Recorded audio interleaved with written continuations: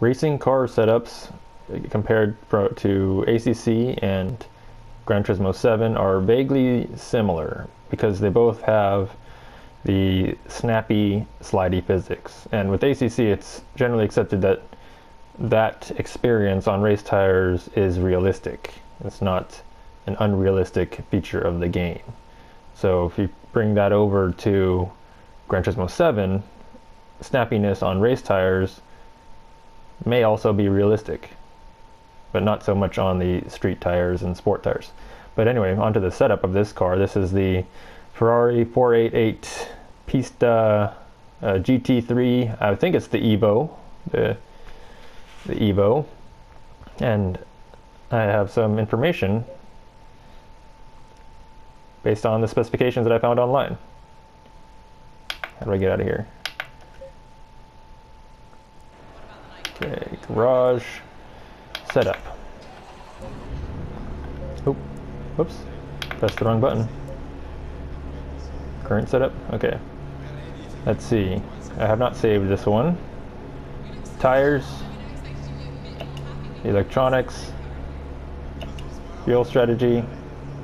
The tire set is just the 16th new set that I've driven on in this session. So every time I started at 1, it uses the first set, second set, all the way up to the 16th set every time I leave the pits.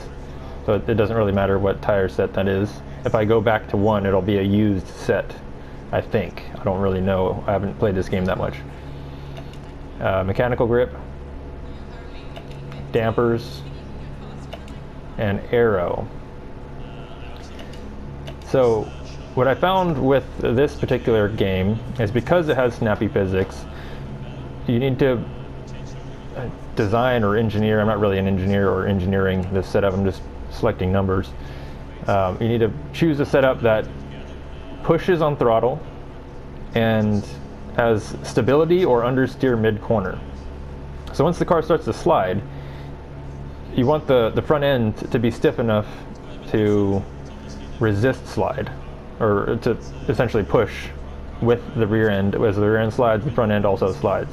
If the front end is really soft and the rear end slides, the rear end will grip up, causing it to snap loose quicker.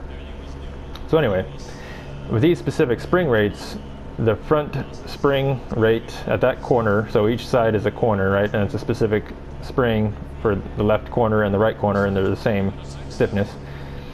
The natural frequency of this specific spring rate is about 3.8 based on online data about this car. I don't know exactly the specific weights of the car because it changes based on balance of performance, so I don't really know. But it's about 3.8 and the rear is about 2.7. I don't know how that would translate to Gran Turismo, but I'm going to probably try that on a car in Gran Turismo to see how it compares. And what I found with the rear springs, I would like stiffer rear springs, but the dampers, wrong button, the dampers are already maxed out. So I maxed out the front, the slow bump damping and slow rebound damping are maxed out. And then the fast bump are for the bumps, right, nice and soft, so that they don't experience what's called packing into the tire wheel well. That's where the tires get stuck in the wheel well because the damping is too stiff. Usually the rebound is too stiff, so it doesn't experience packing because it has softer dampers. Anyway, back to the rear suspension, the damper is already maxed out. So if I increase this rear spring rate, it reduces the damping ratio. So I don't know how close to critical damping these settings are with this spring, but it's certainly going to be less close to critical damping as I increase the spring, where it says wheel rate, but the spring rate in the rear spring. So I have to leave it at the minimum value. These bump stops, I'm getting specific to this track. These bump stops are specifically chosen so that the car understeers the right amount, not too much, through Eau Rouge. That's the uphill corner at Spa. which is where this location is. And these are the values I found, that somewhere near 1,000, it doesn't understeer too much on full compression to the compression of Eau Rouge. And then the rear bump stop rate has to be low enough to where it doesn't break loose under the compression. So this is stable through Eau Rouge. And the aero, again, this is very specific to Spa, in that the front ride height is high enough to handle Eau Rouge. At a smoother, flatter track, this car could be lower to the ground. But because I'm at this specific track, I have to run higher ride heights. And with a sim like this, or any other more complex sim than Gran Turismo or other more user-friendly sims, setups are more track specific than just general use setups. And that maybe I might use these spring rates everywhere. Maybe I might change them, I don't know, and anti-roll settings and all that. I might use those everywhere, but the ride height specifically on aero cars are specific to the track, what the track can allow. So if I were riding at Sebring, I don't think Sebring's in this game, but at Sebring, I might actually have to run softer springs and higher ride heights, and I can't go softer in the rear, but and really rely on the bump stop performance at Sebring, because the road is so bumpy that the car is just going to corner on the bump stops no matter what. But I mean, if the springs are too stiff, it's going, and the same with the dampers. If the springs and dampers are too stiff, the car is going to bounce around too much and lose traction over the bumps. And that's the specifics. I don't know if the brake ducts are sufficient enough at 4. Sometimes it doesn't want to brake at the right brake zone into the corner after the straight, after Eau Rouge. I forget what the corner name is, but it's, you go up the hill of Eau Rouge, and you go down the straight, and then there's the S turn, that first S turn. Sometimes the braking zone is longer than, excuse me, sometimes the brake zone into that turn is longer than expected, so maybe the brake ducts are not open enough.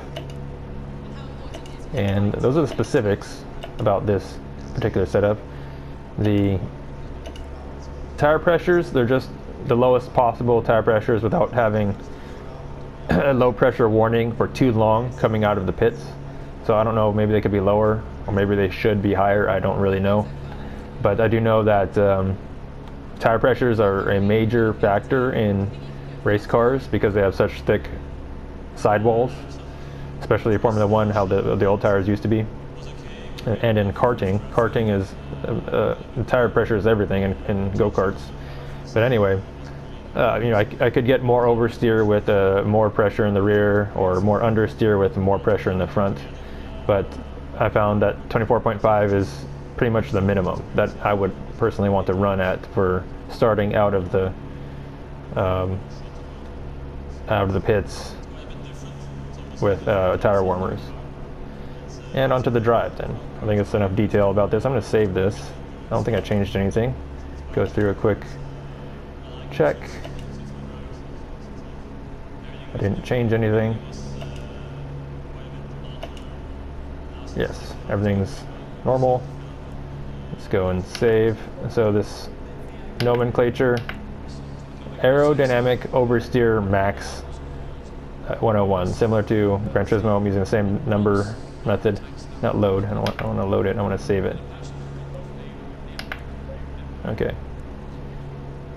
So Aerodynamic Oversteer Max for my personal driving and at this specific track. So again, track specifics at a more flatter,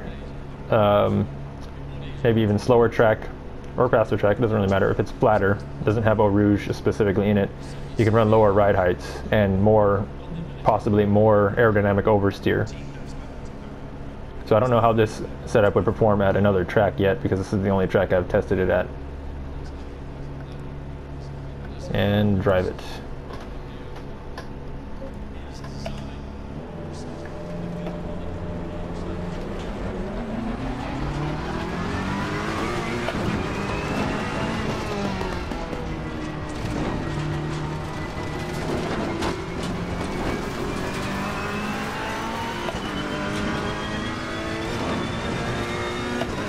So again, I've tuned this car for general mid-corner understeer. I mean, it has a stiff rear anti-roll bar, which was impossible to run when I first started playing the game, because the cars would just slide forever. They wouldn't regain grip. But now they regain grip differently than when I was playing it before, so the settings are all different. A little bit of what do you call late braking there. Should have broke earlier for that corner. That's too much throttle. A little bit wide.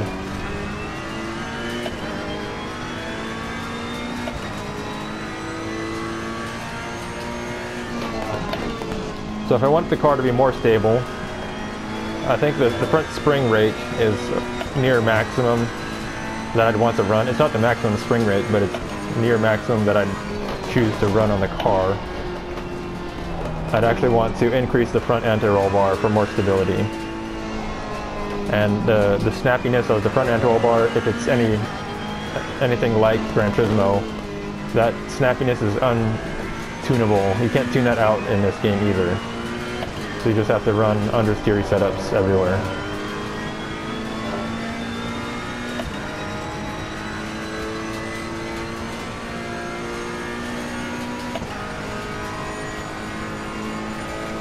But most of the performance again comes from, I think this is flat out. Yeah, flat out with this setup. With my old setup, it was not flat out. I had to lift there. I had too much understeer. But anyway,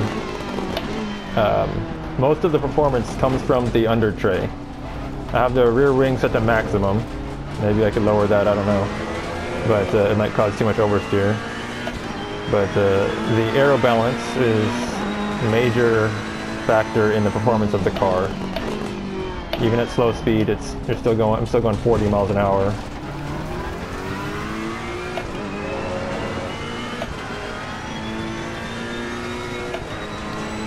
So I can't take Eau Rouge flats.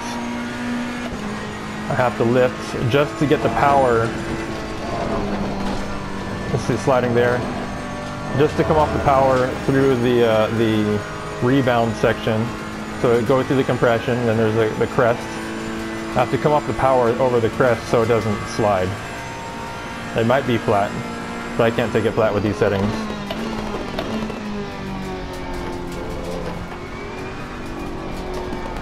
I'm going to try to get up to speed. I don't have a good benchmark for what my pace should be at this track. Brake before the curb. Just ride the inside, understeer. Smooth on throttle. A little bit slow on entry.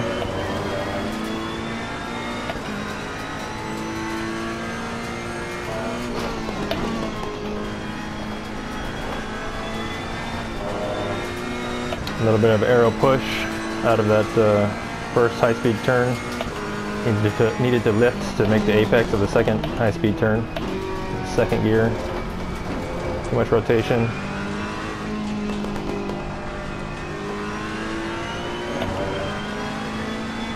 Brake before the curb again. I want to stay off the curbs. I can't take this flat. Maybe if the tires are warm. I think the tires should be warm by now.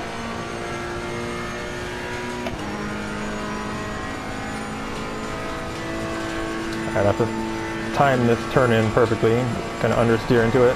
Okay, I have to lift because I went too wide.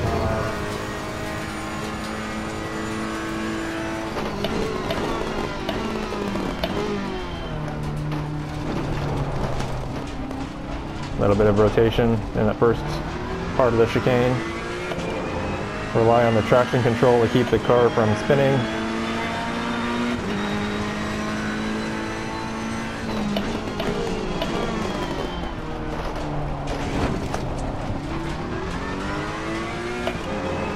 Wait for the car to rotate before getting on the power.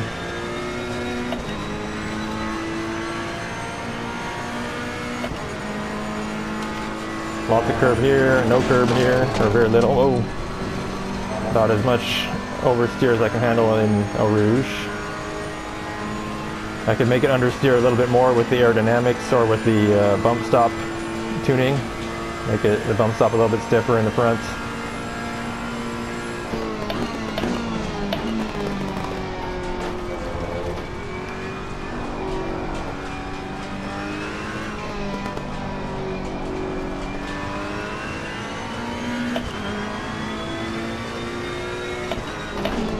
Just stayed in third. Not too much throttle.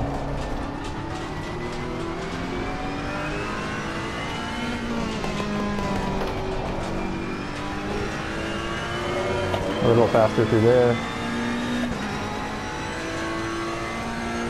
Stay in fourth.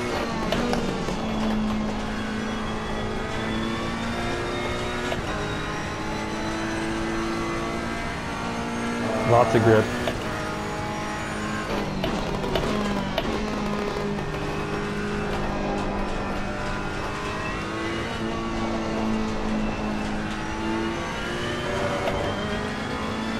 Brake before the curb. Don't trail brake. Can I take this flat? I don't think so. Pretty close. I did a little lift.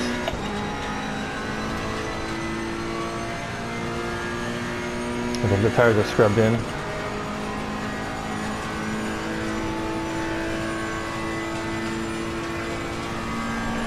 Late on the turn in again.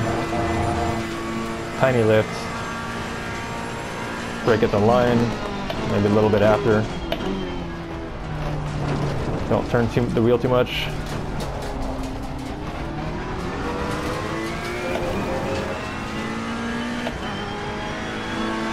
Let's see if I can get a fast lap. Breaking the crest here, or the dip.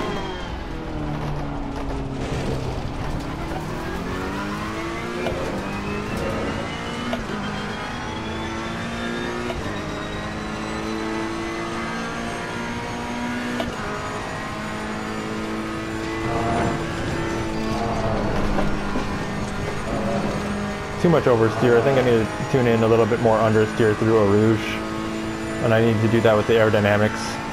Maybe with the bump stop, but I think it's the aerodynamics.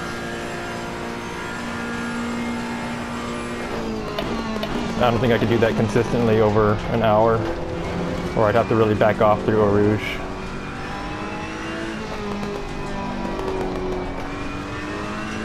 Missed the apex. Lost a few tenths.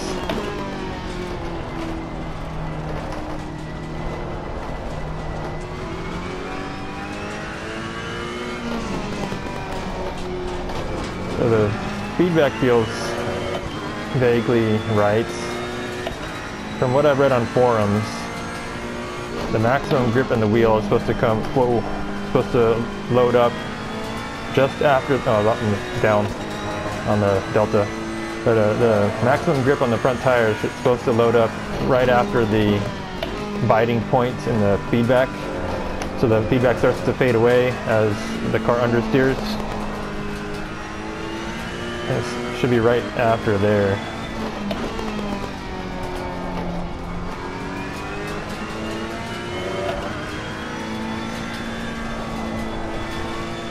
I personally don't like how much the feedback fades away. I think there's 5 degrees of caster in this car, and the tires are really grippy and fairly wide. They're not as wide as the rear tires, but they're pretty wide. I don't think that the grip would unload so much in the steering wheel that it'd get as light as it does.